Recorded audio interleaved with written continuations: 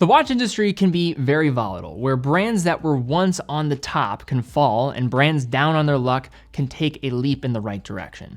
In this video, we look at 4 watch brands that you might have been ignoring, but given their dramatic strides of improvement in recent months and maybe years, you can't afford to ignore them any longer. So when I'm speaking to improvement, I am talking mostly about their growth within watch enthusiast circles and the collector community, not their mass market brand awareness. Some points that will be close to my mind will include new product releases that have landed, leading to some of this improvement, points of innovation in the direction of the brand, and potentially their general financial performance if it is notable. Although the main point, if I could sum this all up in a very informal way, is are they creating and making more compelling watches than they did previously? So we just launched some new watches on TeddyBaldassarre.com, great new releases, including an introduction to the modern Seiko 5 collection with the return of the SNXS. These now come with upgraded movements with those 4R family of calibers compared to the former line, coming with some different dial options to choose from, all under $400. Next is the new Longines Conquest collection, now at 38mm, so the brand answered the call in finding a size splitting the difference between the 34mm and 41mm, delivering one of, if not the most complete watches for $2,000, with a 72-hour power reserve caliber on the inside with that up magnetic resistance, 100 meters of water resistance, and an entire lineup of colors, including a new champagne dial to choose from. And this is just scratching the surface when it comes to new models. We have a whole new collection of G-Shocks and countless of other brands getting new launches. Check out more in the description down below. So to kick us off is a brand that jumped to mind immediately when putting this video together.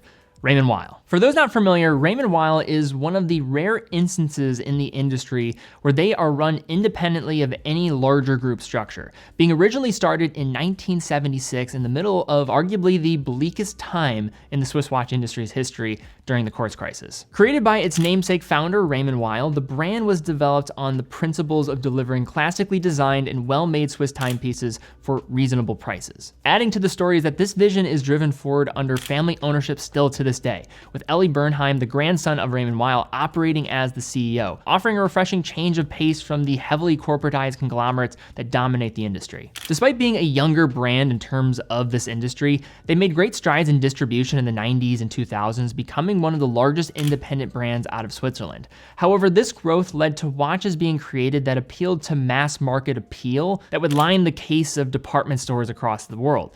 This led to financial growth. However, if you were to ask a watch enthusiast or collector what they thought of the brand Raymond Weil, they would likely have either nothing to say about them or would just give a lukewarm take about their feelings regarding them. In the past few years, though, something has clicked. Even more so in the last 12 months, where the brand has seemed to shift its product offering and designs to care more deeply about both what they are doing mechanically and what is being put forth with their aesthetics. And when you combine this with their competitive prices, it's made myself and other collectors begin to open our eyes to what they are doing.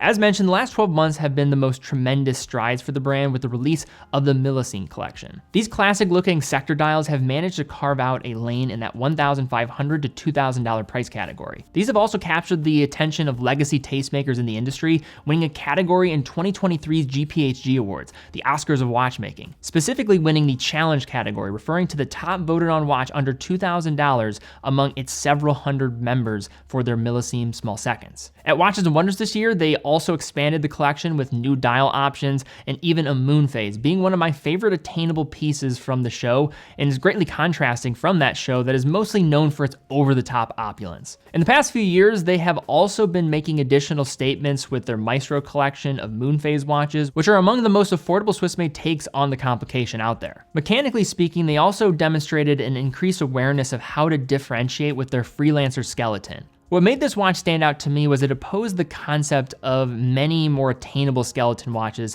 that take an existing movement and superficially do the bare minimum to make this skeleton design work, or even worse, just artificially adding a plate on top of it to act like bridges are going to be skeletonized. In Raymond Weil's case, they partnered with Sellita to create a custom caliber for its use case, making it one of the most attainable, authentic skeleton watches out there on the market. All of these moves done in a short period of time has taken Raymond Weil from being just a blip on the radar of watch enthusiasts to one of the most notable stock risers worthy of giving a closer look. For our next brand, they represent one of the most prestigious names in luxury goods, delivering a combination of substance, quality, taste, name recognition, and a product variety almost no other luxury name can rival: Hermes. Now, one less discussed aspect of their history is their production and creation of wristwatches, having roots dating back to the early 20th century. Now, one of the first teases at dipping their toes into the water for this category was an internal family request when brand leader Emile Hermes gifted his daughter Jacqueline Hermes a pocket watch that was encased in leather to allow quicker viewing of the time and employed their skill set in leather good construction. Hermes continued to make and deal in watches for decades to come. However, the focus on watchmaking never managed to reach the level of internal importance of their leather goods and other product verticals. Over the years, we have seen many luxury brands with less legitimate history in producing watches make the business decision to diversify their offering to try to capitalize on the opportunity of the product segment. What many get wrong in this pursuit is failing to recognize how clientele for a watch differs from many other luxury goods. Half-baked efforts like simply slapping a logo on a generic-looking timepiece with a third-party engine with costs that double or triple the more seasoned horological players simply won't cut it if there's any desire to make their brand legitimate among watch collectors.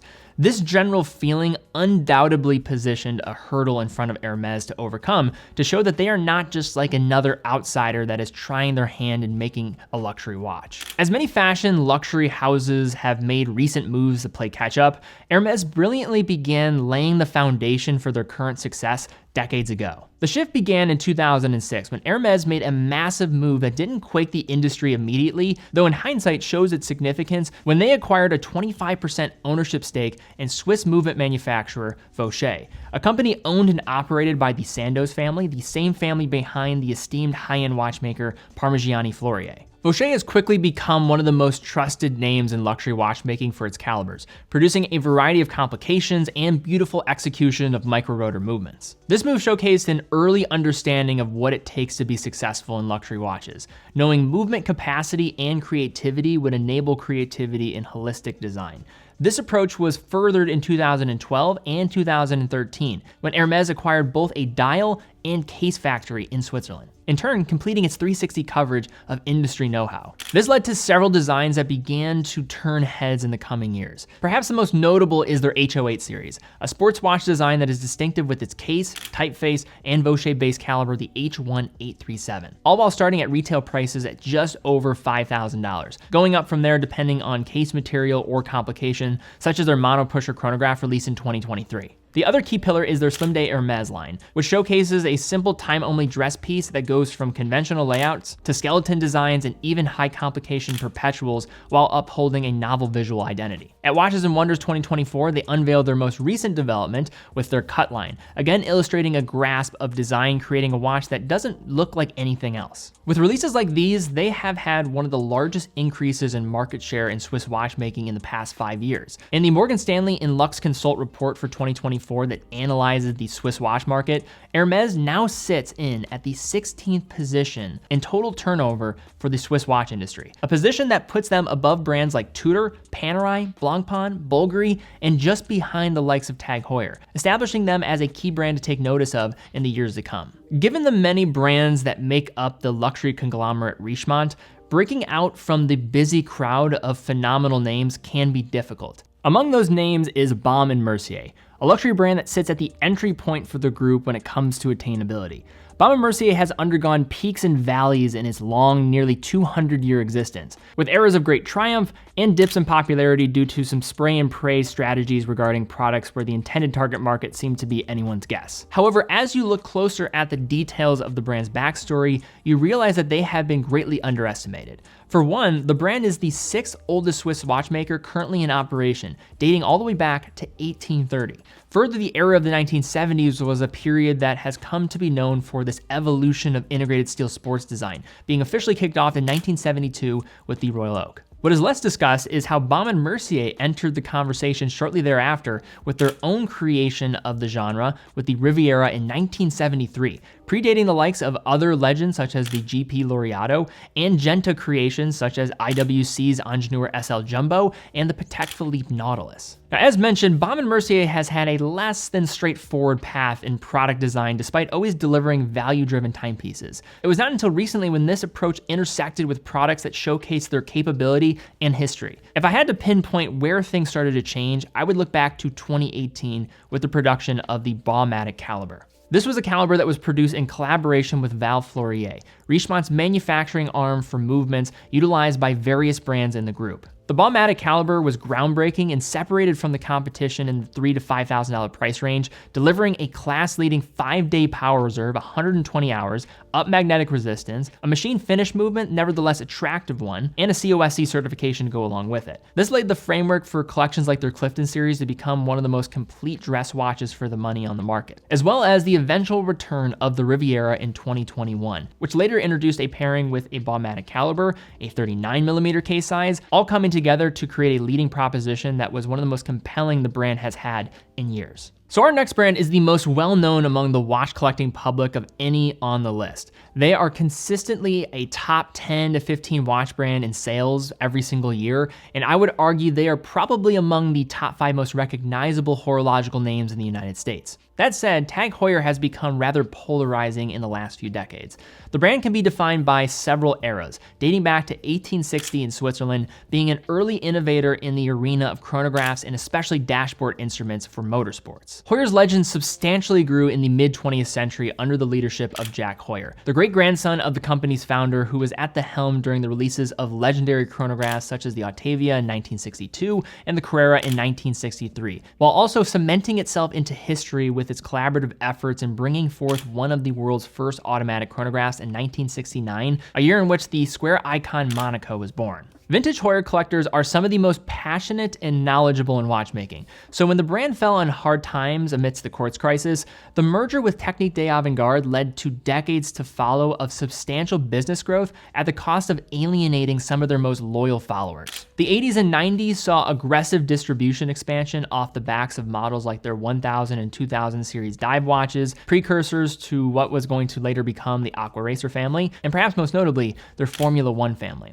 In the 2010s, the dabbling with smartwatch technology only exacerbated the polarization, where the brand seemed to be chasing a trend that directly opposed their celebrated history, all while other brands in this price segment seemed to double down on their heritage and gain market share as a result. However, Tag Heuer recently has appeared to be aiming to re-establish the brand's revered image with model releases like their Octavias, Carrera limited edition models, new Monacos, some tasteful design updates to the Aqua Racer, and probably most importantly, the release of the Carrera glass box in 2023.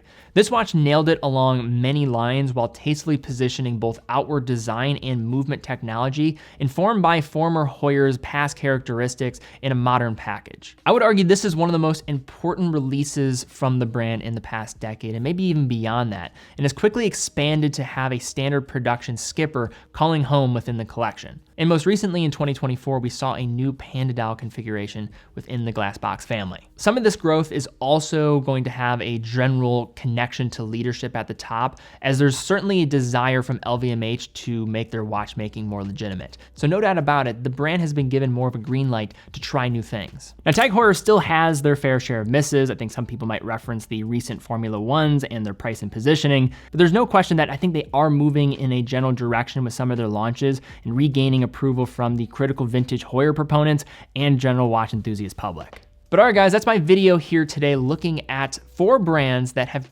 dramatically changed their overall image, their products that you probably could have ignored in the past, but nowadays probably worth giving a closer look. Also, can you think of another brand where maybe I don't have it mentioned in this video, where you're seeing a similar effect happening?